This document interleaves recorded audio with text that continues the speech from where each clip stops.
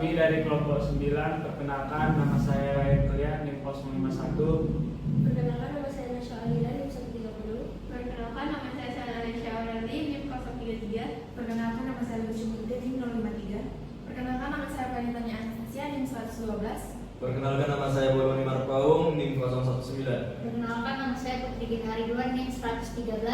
Perkenalkan saya Catherine Juanita, NIM 144. Perkenalkan nama saya Viviana Kasima, NIM 171. Perkenalkan saya Sergio Topandi, NIM 109. Perkenalkan nama saya Sian Purba, NIM 159. Perkenalkan nama saya Siti Syawal, NIM 192. Perkenalkan nama saya Nabila Asida, NIM 031. Perkenalkan nama saya Angelina Rizko Tutasoi, NIM 149. Baik, sebelum melakukan pemeriksaan, saya di sini akan melakukan mencuci tangan yang menurut 7 langkah WHO. Perkenalkan Ibu, nama saya Dr. Boloni Imanul Marpaung, saya bertugas di klinik pada pagi hari ini. Sebelumnya dengan Ibu siapa saya bicara? Armida. Oh, dengan Ibu Permi. Sebelumnya Ibu, nama anak Ibu siapa ya?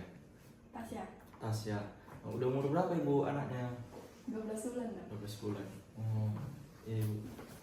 Baik Ibu, di sini saya akan melakukan pemeriksaan rutin pada anak Ibu. Apakah Ibu bersedia? Saya tidak. Baik Ibu. Tolong Ibu naikkan anaknya ke tempat tidurnya Bu.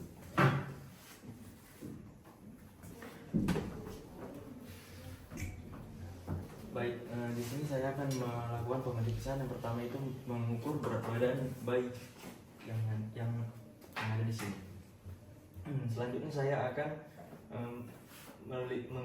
mengindikasi apakah ada kelainan atau pucat di bagian warna kulit pada bayi tersebut.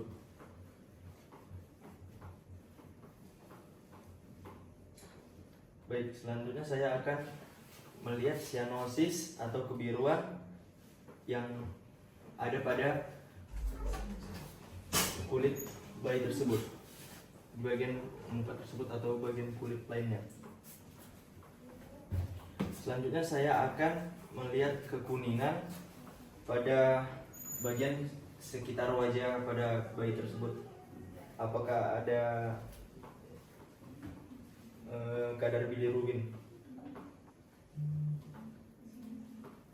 Baik, selanjutnya saya akan melihat postur pada bayi tersebut, apakah simetris atau tidak.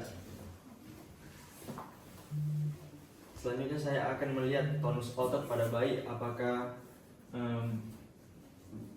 berfungsi dengan baik atau tidak. Jika digerakkan, berarti tonus bayi tersebut berfungsi dengan bagus. Selanjutnya saya akan melakukan pemeriksaan tonus pada anak. Saya akan melihat apakah anak ini dapat menggerakkan otot-ototnya secara pasif dan juga lembut. Karena terkadang anak-anak itu biasanya hiperaktif dan bisa menggerakkan ototnya secara pasif. Lalu saya akan melakukan pemeriksaan kepala, di mana saya akan mengukur lingkar kepala pada anak.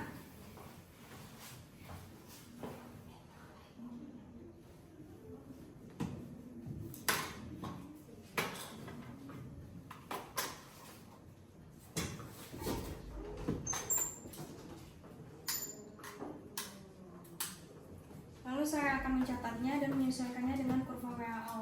Lalu saya akan melihat apakah ada tanda-tanda mikrosefalus ataupun makrosefalus pada kepala anak. Lalu selanjutnya saya akan melakukan pemeriksaan pada kulit untuk melihat apakah ada tanda-tanda jaundice, tanda-tanda pucat, dan juga apakah terdapat memar pada anak. Lalu untuk pemeriksaan wajah saya akan melihat apakah ada dismorfik wajah pada si anak, asimetris wajah, dan juga untuk melihat bentuk hidung pada anak untuk menilai potensi dari saluran napasnya. Lalu selanjutnya saya akan melakukan pemeriksaan pada mata.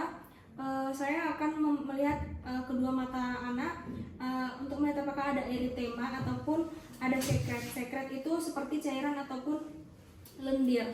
Lalu selanjutnya saya akan melihat sklera pada anak dengan menarik kelopak matanya ke bawah, untuk menilai ada tidaknya perubahan warna seperti jaundice. Lalu saya akan memperhatikan posisi dan bentuk dari mata pada anak. untuk melihat apakah ada pistosis atau epicanthus. Lalu saya akan melakukan nilai refleks pada kedua matanya dengan menggunakan oftalmoskop dengan mengarahkan cahaya ke dua bola mata anak. Saya akan mengamati pantulan cahaya seperti warna kemerahan atau oranye pada mata si anak. Lalu selanjutnya saya akan melakukan pemeriksaan telinga. Saya akan melihat cuping telinga ataupun daun telinga pada anak untuk melihat apakah ada dijumpai tanda-tanda abnormalitas. Saya akan melihat apakah ada skin tag. Lalu saya akan melakukan nantinya melakukan screening pendengaran pada si anak. Lalu selanjutnya untuk pemeriksaan mulut, saya akan meminta bantuan pada ibunya mungkin untuk membantu membuka mulut si anak. Saya akan melihat di daerah palatum ataupun langit-langitnya untuk melihat apakah ada tanda-tanda apakah ada langit-langit pada mulut anak terbelah ataupun kasar ataupun halus.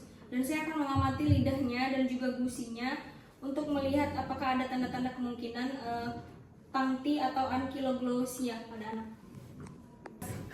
Saya akan melakukan pemeriksaan pada ekstremitas atas dan ekstremitas bawah pada anak. Pertama, saya akan melakukan pemeriksaan pada ekstremitas atas untuk melihat apakah ada asimetris atau simetris pada tangan anak. Kemudian saya akan melakukan palpasi pada bagian arteri brachialis dan radialis anak. Apakah normal atau tidak?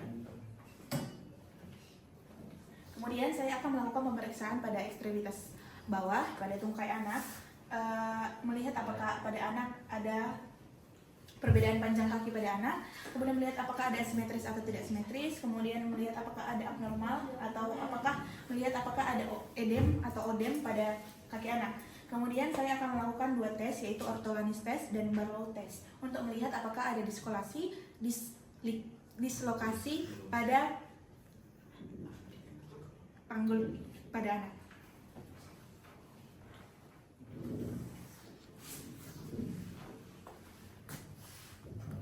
Barlow test, ortolanis test.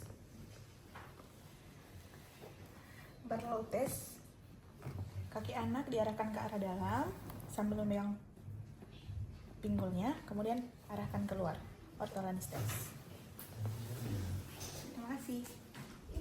Di sini saya akan melakukan pemeriksaan dada pada si anak atau pada si pasien. Yang pertama kita inspeksi dulu kepada anak, lihat apakah dada, laju pernafasan, dan cara bernafas si pasien, apakah ada abnormalitas atau tidak. Lalu lihat pada dada si pasien, apakah dadanya cekung atau tidak. Lalu lihat apakah tulang dada pada si pasien itu menonjol atau tidak. Lalu lihat pergerakan dinding dadanya apakah simetris atau tidak. Lalu saya akan mengauskultasi pada jantung si pasien, yaitu di setiap katup, di katup mitral, pulmonal, tricuspid, lalu di aorta. Lalu kita lihat juga laju pernafasannya si pasien gimana. Selanjutnya saya akan melakukan pemeriksaan abdomen pada bayi tersebut dengan menginspeksi anak tersebut apakah ada abnormalitas di bagian abdomen atau perut anak tersebut. Selanjutnya saya akan melakukan palpasi pada bagian livernya, apakah ada pembesaran liver atau tidak.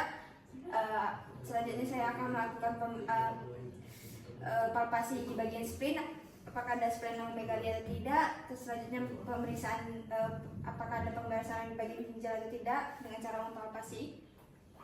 Dan selanjutnya palpasi kandung kemihnya, apakah ada obstruksi kandung kemihnya. Selanjutnya pemeriksaan genitalia pada anak tersebut dengan female genitalia, dengan memeriksa apakah labia mayor dan labia minornya tetap memastikan menyatu atau tidaknya. Terus memeriksa klitorisnya, melihat ukurannya normal, melihat ukuran normalnya atau tidak.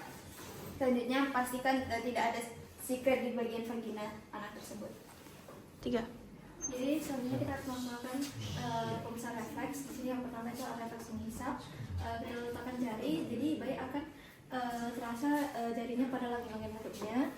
Kemudian ada refleks menggenggam, kita letakkan jari pada tangan bayi. Jadi bayi akan menggenggam jari tersebut. Kemudian ada refleks rooting. Di sini kita akan menyentuh pipi bayi, jadi dia akan menggerakkan mulutnya ke arah jari tersebut. Selanjutnya ada refleks melangkah. Kita letakkan bayi pada permukaan datar. Di sini bayi akan mulai melangkah, meletakkan satu kakinya di depan. Kemudian yang terakhir itu refleks moro. Di sini kita akan melakukan gerakan mengagetkan bayi tersebut. Jadi apabila bayi kaget, itu berarti dia normal.